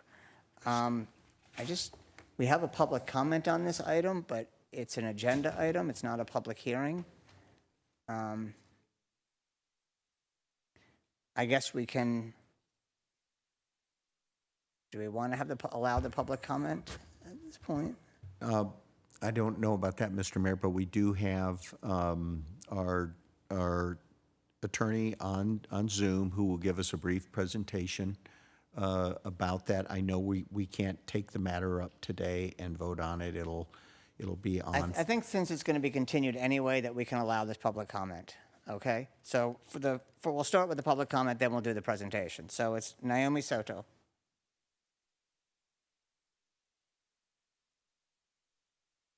Good evening, Mayor, council members, and community members. It's actually related a little bit to, and maybe the attorney's going to bring it up, but I just wanted to note that this is very exciting to hear the opportunity potentially of the work of the Measure J revenue being taken out the sunset. And there was a really great memo that was sent by the city attorney to the commissioners about kind of requirements. I just wanted to flag, we might want to just do a presentation at some point, just so everyone is fully clear as to the limits as to what they can say or what education is appropriate or isn't appropriate if and when this becomes a measure on the ballot. So I just wanted to flag that key piece that the commissioners might benefit from. So thank you. Thank you. Can we have the presentation, please? And just as a reminder, we can't actually vote on this tonight. It will be continued because we need 4 council members, but we're doing the presentation. Okay. Thank you, Mr. Mayor. We have Jim Priest from the City Attorney's Office, BBK, on Zoom. He's going to take the first 2 slides, go through the legal process, and then I'll finish up with the last 2 slides with some facts on Measure J. Jim, you can go. Good evening. Chris, can you hear me? I think we can hear you, yes. Yes, we can hear you. Yeah, I'm sorry my video's been disabled, but that's okay. I'll just go on audio here. Thank you, Mr. Mayor, members of the City Council, honorable staff, members of the public, Jim Priest, Beston Krieger. Yes, June 13th, the City Council requested staff to agendize the possible placing of a measure on the November 5th, 2024 general municipal election that would extend Measure J sales tax by removing its sunset provision. Measure J currently has a sunset of March 31st, 2037.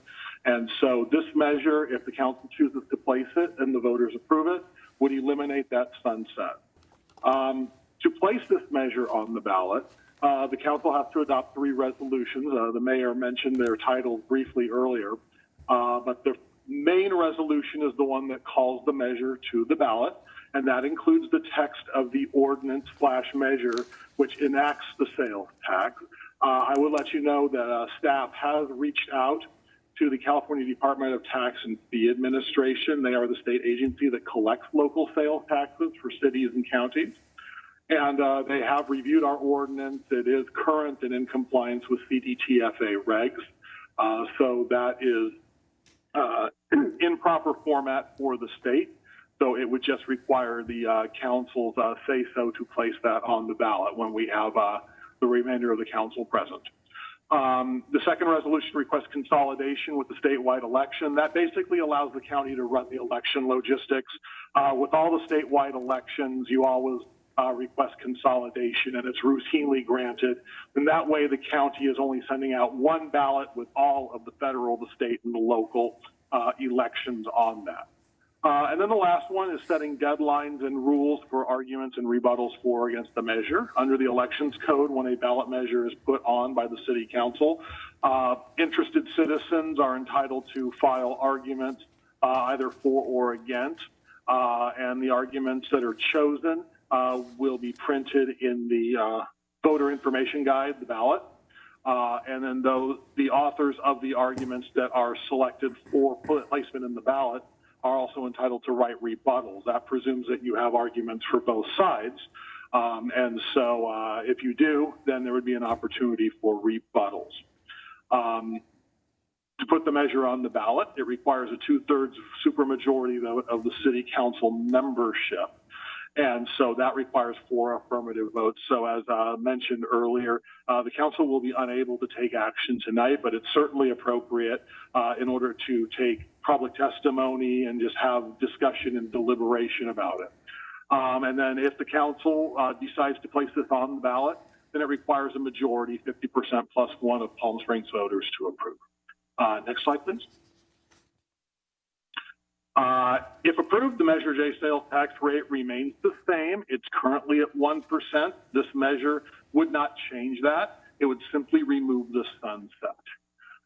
The measure also makes certain technical updates required by the CDTFA. As the council will recall, Measure J was approved in 2011. There's been 13 years since then. There have been updates to the state statutes and the state regulations, and the ordinance that is attached to the resolution calling the election has all of those updates in it. To make it easier to review those updates, we did draft it in a red line strikeout format so that you can see those more easily. But you'll see, it's with the exception of removing the sunset, all of the other provisions are just technical updates in terms. The new provisions, if the measure were adopted, would become effective, or operative, April 1st, 2025. However, since this would be the extension of an existing tax that already has a 2037 sunset, there would be no immediate impact, but of course there would be significant impact to the city's finances in 2037 and 2038 because the tax would continue as opposed to sunsetting on March 31st, 2037. So that's fundamentally the legalities and the terminology with regard to the proposed measure. Christopher, if you'd like to take over, and I'm happy to answer any questions the council may have. Thank you, Jim. We'll just continue with the presentation. Just a few facts about Measure J. As Jim said, it's currently scheduled to sunset on March 31st, 2037. The measure generates approximately $22 million annually, and since inception, it has generated over $190 million of revenue. The Measure J sales tax, like any other sales tax, is not assessed on groceries, medical devices and services, and prescription drugs. Measure J is over 10% of the general use revenue and is accounted for in a separate fund, as we talked about earlier. Measure J is subject to an independent annual audit. All expenses are reviewed by an oversight commission that is independent of city staff. And when a purchase is made out of Measure J funds, it's no different than any other fund in that the procurement policies for the city apply. Measure J past, current, and future projects can be found at engagepalmsprings.com. Next slide. I just want to highlight a list of all the major projects, or some of the major projects that have Measure J has funded over the years since inception. The biggest one is the downtown revitalization. The city share was about $45 million. We issued debt for that expense, and Measure J funds that debt. To date, they have paid about $40 million of that debt service. The total debt service is $65 million when it expires in 2035. Measure J funds annual street maintenance. This year, that annual street maintenance amount was $9 million. It's the most Measure J has funded since its inception, but the total of funds to go to street maintenance over the years is $38.3 million. Other projects that Measure J has funded or partially funded: the Plaza Theater restoration, partially funded at $7.5 million. The downtown park at $4.1 million. A recent project just completed, the LED lighting at the park recreation fields, of $4.7 million. Pedestrian enhancements, $2.4 million. The police department renovation a few years back with $3.4 million. Also, the fire station number 4 renovation a few years ago at $1.4 million. And then future projects that are major, the city intends to issue debt to fund a main library renovation and also the construction of fire station number 1. The city does intend on using Measure J funds to pay that annual debt service. I'm happy to take any questions. Okay, so I have just a few to add on. Thank you for this great work, Chris, and Jim Priest, thank you for this. I did want to also mention and reiterate the community-initiated projects, which currently is now $6 million. And so part of the Measure J process is that aside from having city-directed projects, we allow the community to come in and suggest projects and nonprofits. And that is currently going, did it open up next week? It's currently open now. It's currently open. So we have $6 million for that. I wanted to mention a couple other ones because we have the Victoria Park Playground that's opening on July 3rd. We also had the Demuth Dog Parks and Shade Structures. This summer, were the upgrades at the Convention Center. They're also, some of those are funded by Measure J. Is that correct? That's correct. And the Mizell Kitchen, which which was an example of one that we did with a nonprofit where they funded the bulk of it, and Measure J contributed to help serve the 800 meals a day that they serve to seniors. It also did for the animal shelter, the shade structure, I believe. I saw the sign there the other day. I saw the wellness centers at the schools, parks, restrooms. So all of those things are part of it. There's a lot of projects. Is that correct? And there are more to continue. I did want to just reiterate the points that were made before, that there is this Measure J Oversight Commission that meets monthly that makes recommendations to City Council. That's correct. And so that is part of our rule in terms of when we adopt our budget, which we did last year, the 2-year budget, we need to follow their recommendations for use of Measure J. That's correct. Okay, and that's what we'll do again next year as well. That's correct. Okay. I just want to reiterate what Jim Priest said, that this is not a permanent tax. It is until repealed by voters. Is that correct? That's correct. Okay. Yes, Mr. Mayor. Okay, so there's no change from now. My last question was, the majority of our sales tax, that comes from tourists, is that correct? That is correct. Yeah, we had a study that was recently completed, and it showed that 58% of the tax was generated by non-residents of Palm Springs. So and most of the benefits are local. And just one comment for anybody who remembers what our downtown was like in 2010. It's vastly different in a better way. And just actually one last thing, because we talk about the debt service, which in sort of non-financial terms is sort of like taking a mortgage on it. So if we want to build a new fire station, we're basically going to take a 30-year mortgage and pay it out over time. Yeah, that's correct. That way, it's different than a pay-as-you-go project where you can get the money up front and get your construction done, finish this construction, and then pay the debt service over time. Right, because otherwise, if we tried to wait and save all the money for something like the fire station or the library, it would take another 10 years. It'd take forever, yeah. And then be twice as much money. Correct. Mhm. So and eventually, if we fund the fire station and the library, that will go 30 years, about 10 or 12 years into that, or probably 10 years into it, the debt service for downtown will be retired, will be completed. Yes, yeah. 2035 is when that debt service expires. So then that'll help do that.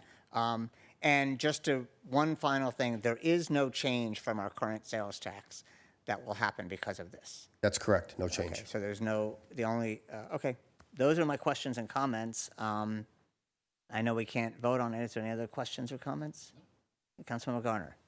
Just thank you so much for this presentation, and it's really incredible to see all of the different types of projects that are funded by Measure J, and thank you, Mr. Mayor, for highlighting even more. It's really incredible to see just the diversity in projects and how many people this impacts, and not just our residents, but tourists too, right? Especially the street maintenance, which has made a huge difference over the last 10 years. So thank you very much for this, and looking forward to July 9th. Yes. Okay. Anything else? Jim, thank you very much for your help on this. Chris, thank you for your work. And thank you. We'll come back to this on July 9th with our full council. The next item is public comment on non-agenda items. This time has been set aside for members of the public to address the City Council on items of general interest within the subject matter jurisdiction of the city. Although the City Council values your comments pursuant to the Brown Act, it generally cannot take any action on items not listed on the agenda. 2 minutes will be assigned to each speaker. Our first speaker is Abraham Ishak.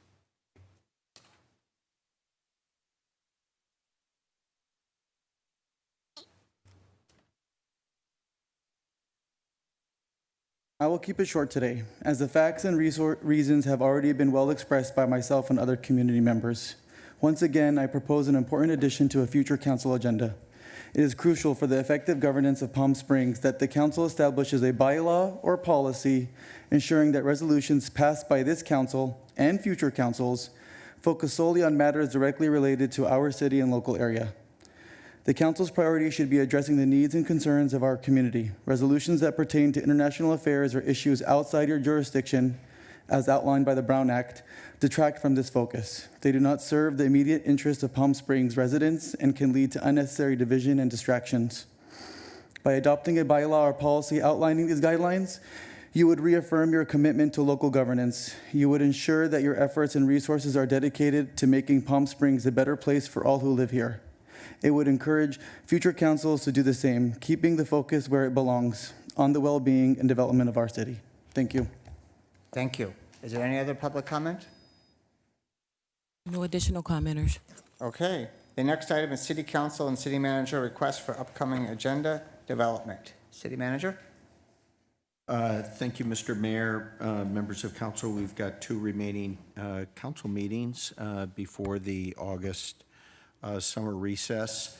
I do want to mention, so we will be on July 9th.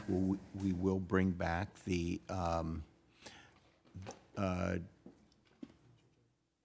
Measure J item. I knew there was something, we just talked about it. The Measure J item. In addition to that, you'll note that council asked us a couple meetings ago. We'll have a presentation by the folks from Blue Zones, who I believe are working with folks at Riverside County and wanted to give us an update on their work. And I think it was requested at one point to have a presentation and a possible business item where we could make some decisions about what we want to do with any requests they might have. So we will work on that. I will say on both of these council meetings, what we don't have is all of our consent items. And going into the end of the fiscal year and into the summer recess, I anticipate a lot of routine consent items on both of these meetings. The conflict code that you've asked us to bring back, I know the city attorney is working on that, as well as a safe camping ordinance that you've asked us to do some research on and bring back. And I believe the city attorney will also have some recommendations for us related to the Picasso legislation that we've talked about before. And then on July 25th, which will be our last meeting, we are scheduling the College of the Desert to come and give us a presentation on the work that they're doing. So we've arranged for that. We'll have a presentation on the library renovation and the work that they're doing, which will be very timely.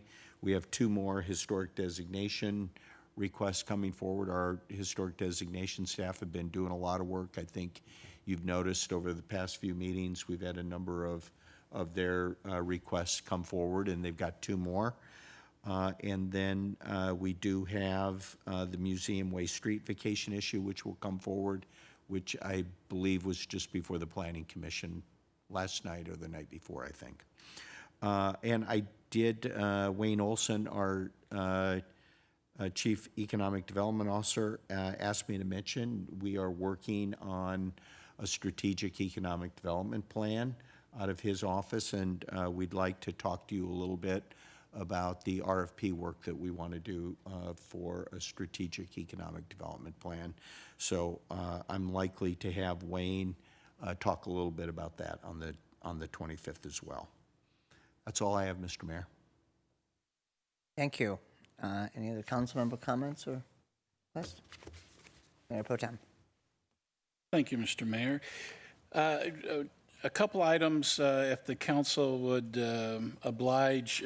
Back in January, the Arenas District merchants had voted to approve the installation of a landmark flagpole. So I'd like to ask on our next meeting that staff bring back a report on the feasibility of the Arenas District installation of a flagpole. And it would be installing a 65-foot flagpole on behalf of the Arenas District, and I understand staff is prepared to present a very preliminary findings on the feasibility, the concept would be, or we're asking, our fundraising would be able to start, and charitable donations would be sought to help cover the cost of the flagpole by the Arenas District Merchants Association. So if we could, I'd ask for that to be placed on the agenda so we can get that moving forward for the business district. Second item is for economic incentive program for our merchants. Wayne and the Economic Development Department has done some good work researching a shop local gift card program, and I'd love to see Wayne give us a short report on what staff has what staff would like to implement. Talk about this shop local program, which would allow consumers to buy and use gift cards at businesses that are enrolled in the program, and that, for instance, you would buy a $50 gift card, and the incentive program would invest an additional $25, so the consumer would be able to spend $75 at the retailer that they've signed up for. So it's a great opportunity to bring a boost, an economic boost for our merchants toward August and September, when they really would need it. And funding is already in his budget, so it's more of a short report just to bring bring council up to date and let the community know the good work that's coming out of Wayne's department.